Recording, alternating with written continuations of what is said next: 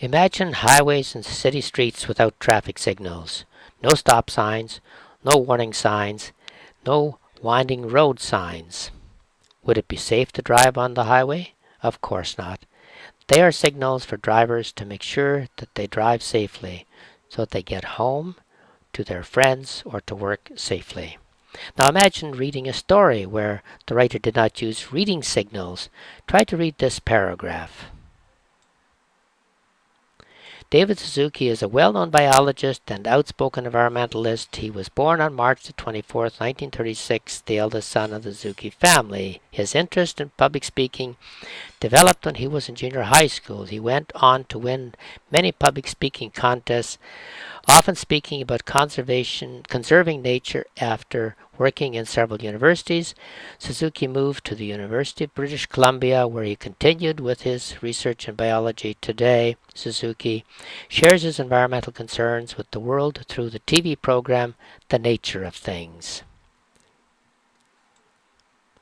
Now read it with me as we follow the writer's reading signals. David Suzuki is a well-known biologist and outspoken environmentalist. He was born on March 24th, 1936, the eldest son of the Suzuki family. His interest in public speaking developed when he was in junior high school. He went on to win many public speaking contests, often speaking about conserving nature.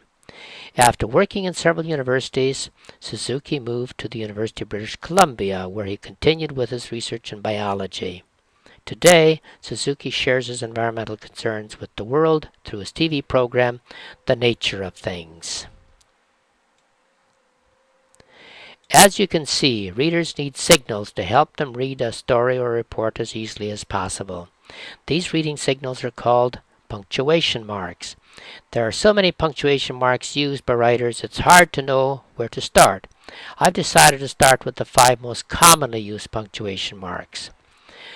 Follow me as I read each sentence and my think aloud for each sentence. Notice in particular how I think through my choice of punctuation marks for each sentence. I use a different reason for the choice of each punctuation mark. Sentence with no punctuation mark. My think aloud, punctuation marks. I met John in the library. I recognize this sentence as a statement of fact. That's why I will put a period at the end of the sentence. When will you arrive in Vancouver? I get it. The sentence begins with one of the 5 W's. That tells me that this sentence is asking a question. So I will put a question mark at the end of the sentence. I have never seen that before. I was so surprised to see those majestic mountains. To show my surprise, I will put an exclamation mark at the end of the sentence. I need scissors, glue, paper, and markers for my project.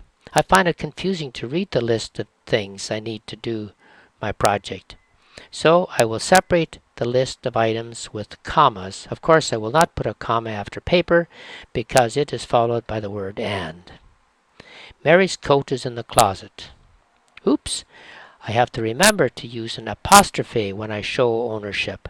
I must separate the letter S from Mary to show that the coat belongs to her. That's all. Thanks for listening. Try the following activities to find out how well you understand how to use punctuation marks. After you've watched this tutorial, go to sponsorvillage.ca for assignments on punctuation. Go to Grammar in the top navigation bar and click on Punctuation. To send any questions you may have about grammar, go to sponsorvillage.ca and click on Ask Dr. Otto. I will reply to your questions as quickly as possible.